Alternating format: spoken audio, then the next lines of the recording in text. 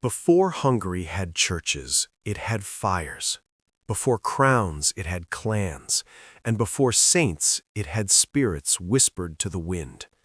The Árpád bloodline was born not in palaces, but on horseback, nomads cutting their future into the Carpathian basin with iron and speed. Believing power came from ancestors and survival came from strength. But the world around them was changing fast.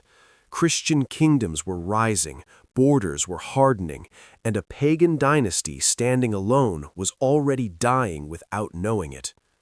Then came Vike, a prince who saw the end before it arrived, who understood that swords could conquer land, but faith could secure it.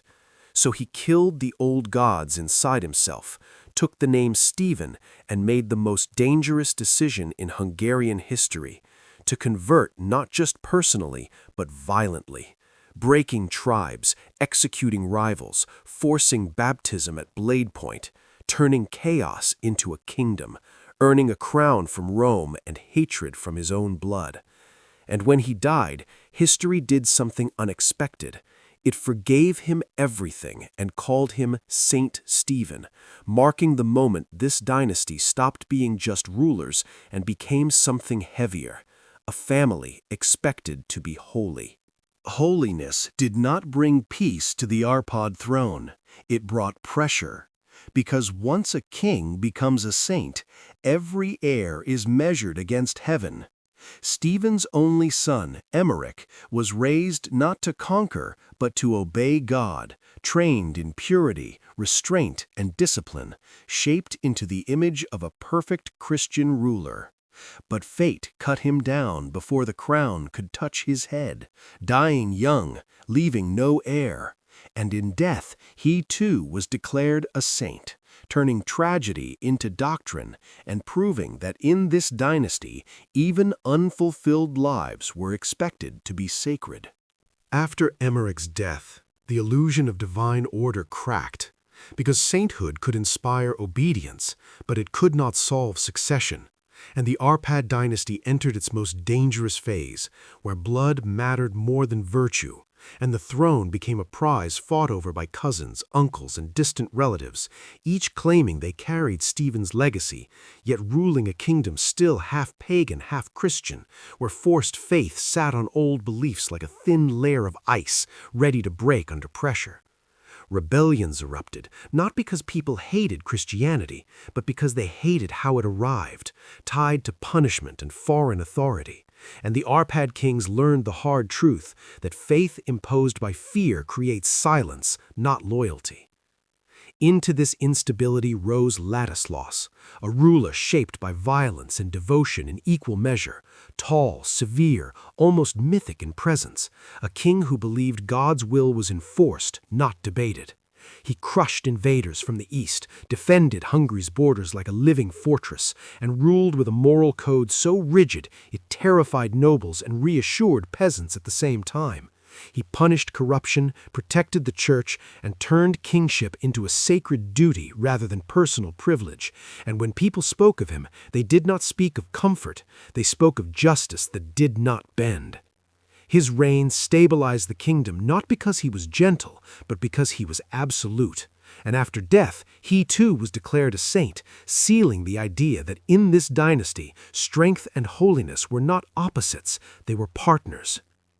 But while kings hardened the crown, the soul of the dynasty began to shift through its women, whose holiness carried a different kind of power, quieter but more unsettling, because it questioned wealth itself. Elizabeth of Hungary was born into unimaginable privilege, yet she saw luxury as a burden, not a reward. She fed the hungry openly, washed the sick with her own hands, emptied treasuries that were meant to display royal dominance, and embarrassed courts that believed charity was a performance, not a responsibility.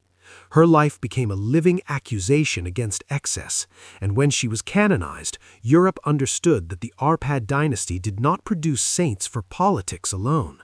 Something in this bloodline genuinely rejected comfort. Still, sanctity could not stop time. Europe was changing again, monarchies growing more bureaucratic, alliances more complex, power less personal, and the Árpáds struggled to adapt. Internal divisions weakened authority, foreign marriages diluted control, and holiness, once a source of legitimacy, slowly became expectation without leverage.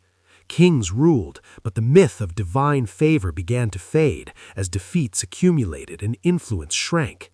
The dynasty that once reshaped Hungary now fought simply to maintain it, and beneath the prayers and relics, exhaustion settled in. By the end, when the last Árpád king died without an heir, there was no miracle, no sign from heaven, just silence, and the realization that even a dynasty of saints is still human, still temporary, still subject to the same ending as all power. When the last Árpád king died, Hungary did not fall apart in fire or prophecy. It unraveled slowly, the most dangerous kind of ending, because dynasties that collapse quietly leave behind confusion instead of closure.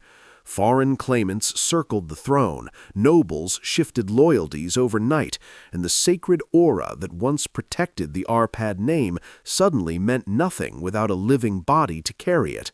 The bloodline that had been treated as chosen by God was now just history, and Hungary entered an age where power was negotiated, not inherited, and holiness could no longer decide succession. Yet the Árpád dynasty refused to die in memory, because saints do not disappear the way kings do. Their relics remained, their churches stood, their stories were told not as politics, but as moral examples. And slowly the Árpáds transformed from rulers into symbols, from authority into legend, their failures softened by faith, their violence reframed as necessity, their forced conversions remembered as divine mission rather than domination. And this transformation is what made the Dynasty of Saints immortal, because history forgives what religion sanctifies. But strip away the reverence, and a harsher truth appears. The Árpáds were not holy by accident. Sanctity became strategy, a way to stabilize rule in a fragile land, a way to bind loyalty when law was weak, and a way to justify harsh decisions with divine approval. Stephen's brutality, Ladislaus' severity, the suppression of rebellion, all were wrapped in holiness after death, not questioned. And this is the uncomfortable legacy they left behind, a reminder that faith and power, when fused, protect each other from scrutiny. Still, it would be dishonest to reduce them only to manipulation, because something real existed beneath the crown, real devotion, real sacrifice, rulers who believed they were accountable to something higher than ambition, princes who accepted restraint over indulgence, women who rejected luxury even when it defined their status. And this sincerity is why the dynasty still resonates, why it feels different from others that rose and fell through pure ambition alone. In the end, the Árpád dynasty did not conquer the world. It did something rarer. It reshaped the meaning of rule in Central Europe, proving that legitimacy could be spiritual as well as military, that a kingdom could be held together by belief when force was not enough, and even when their line ended, their influence lingered in laws, rituals, and national identity.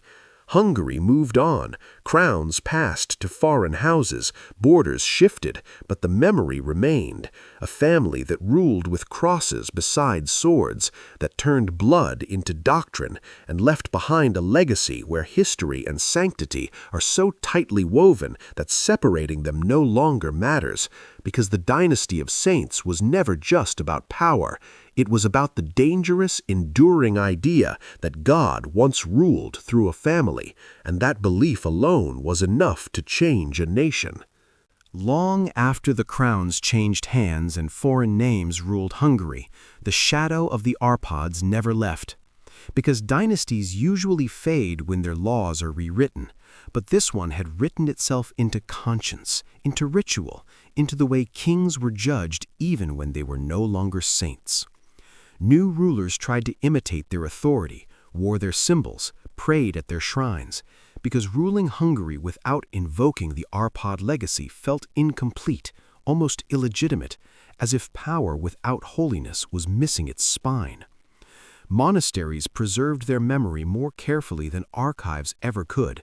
Monks copied their lives not as history, but as instruction, turning kings into moral lessons and queens into ideals of sacrifice.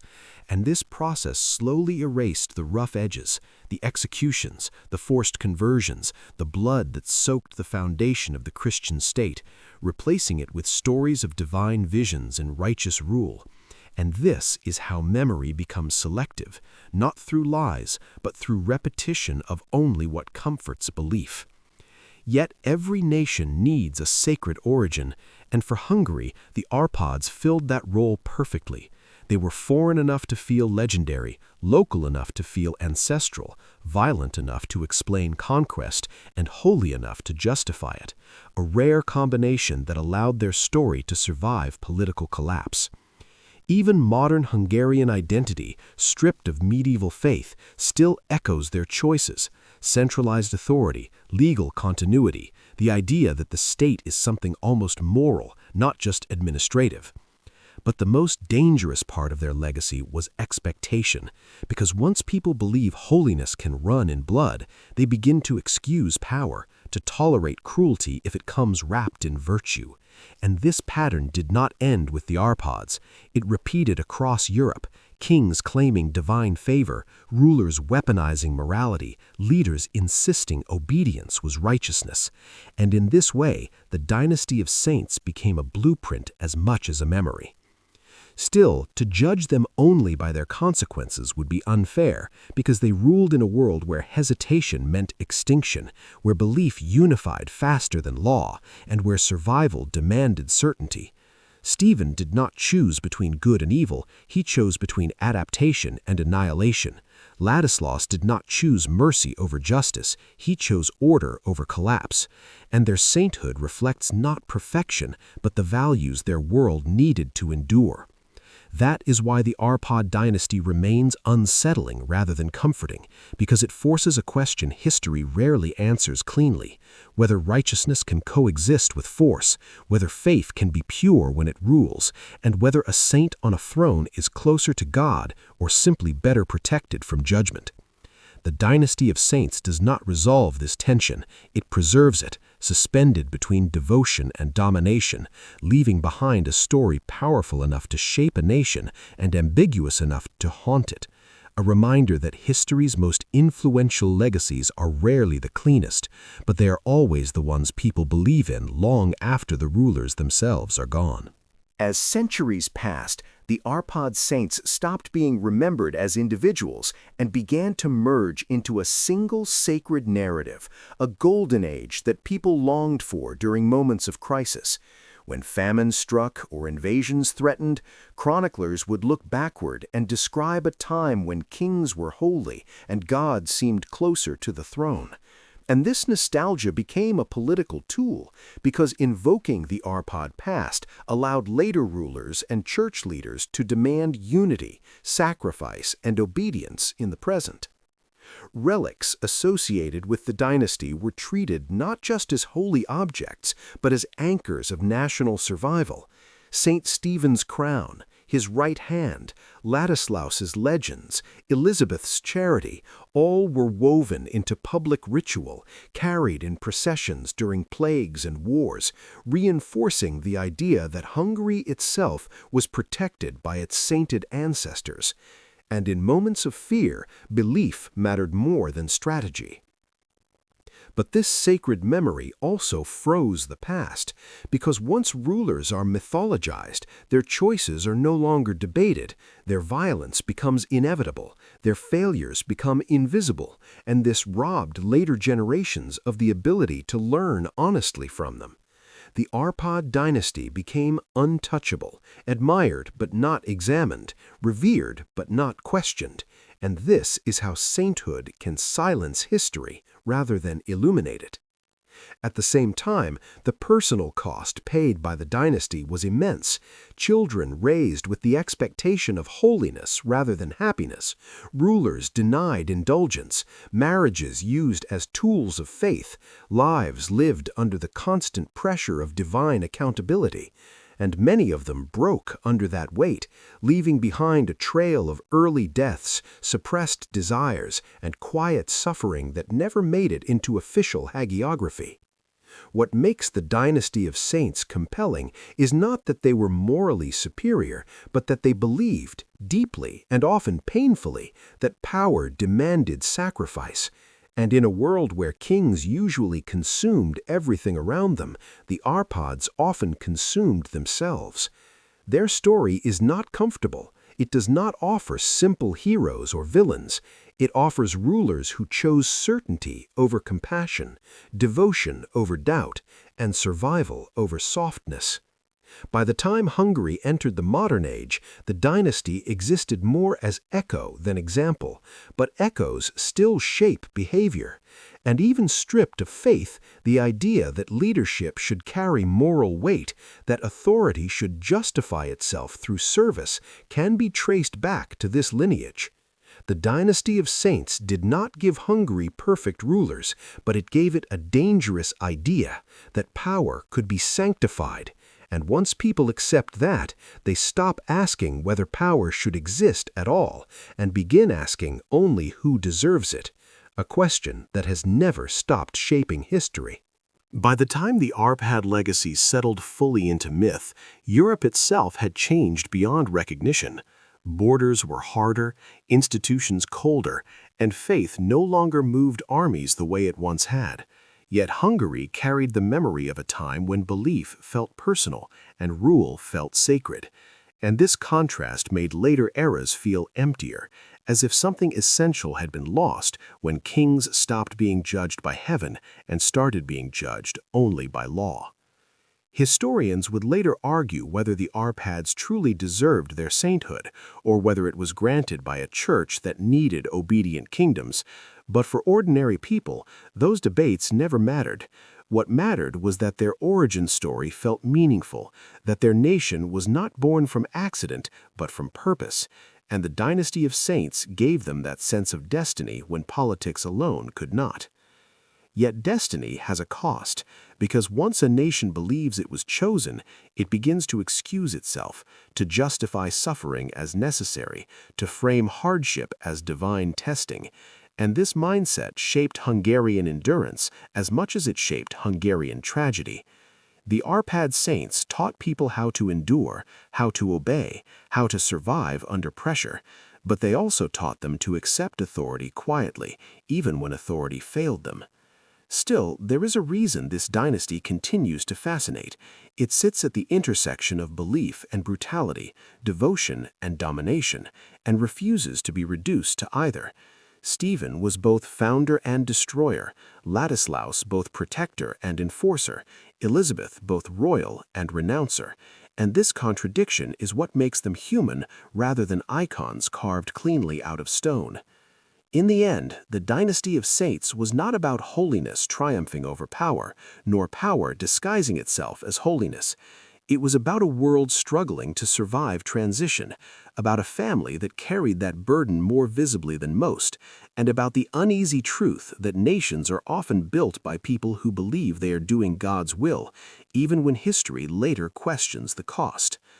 Their story does not ask for worship, it asks for awareness, because when faith crowns power, it becomes untouchable, and when power wears holiness, it becomes permanent in memory.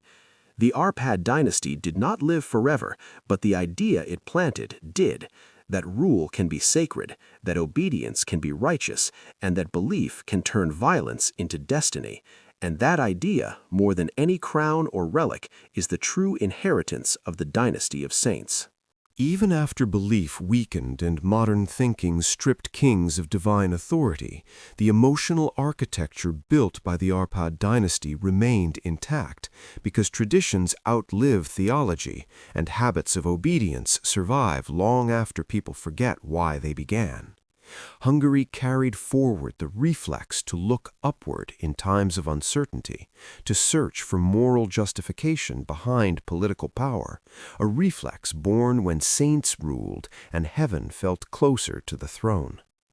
Schools taught the saints as moral exemplars, not rulers, smoothing away the violence that created the state, turning history into character education, and in doing so, they preserved the dynasty while hollowing it, because children learned to admire the results without confronting the methods. This separation allowed the Árpáds to remain inspirational without becoming controversial, revered without being challenged. But memory is not passive. It shapes expectations, and generations raised on the idea of righteous authority grow comfortable with sacrifice demanded from above. The Dynasty of Saints did not teach tyranny, but it normalized endurance, the acceptance of hardship as virtue, and this quietly influenced how people responded to later regimes, wars, and losses, strengthening resilience while dulling resistance.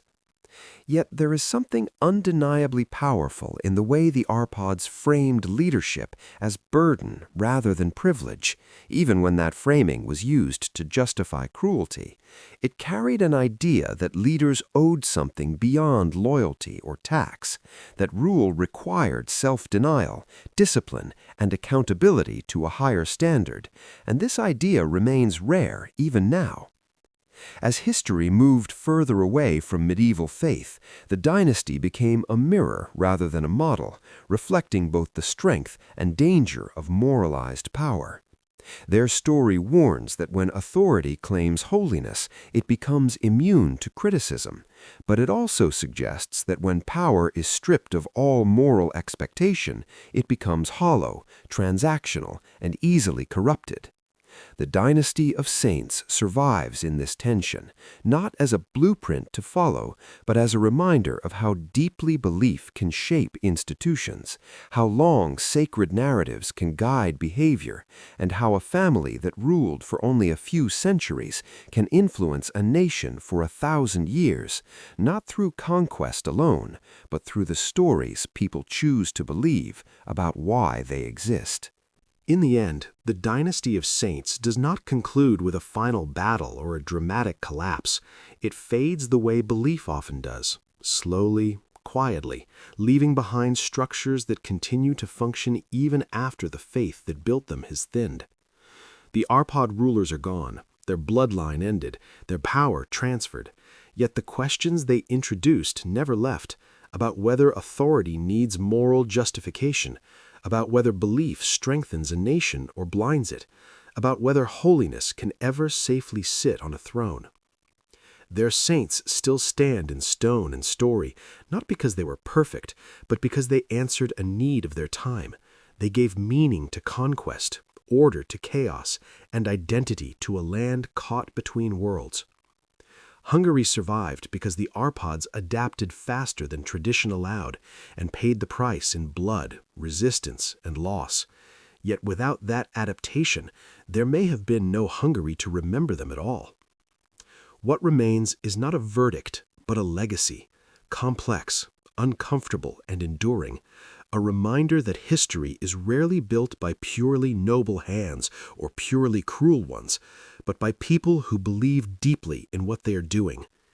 The Dynasty of Saints lives on not as proof that power can be holy, but as evidence that humans will always try to make power meaningful, even if that meaning demands sacrifice, silence, and faith in something higher than truth.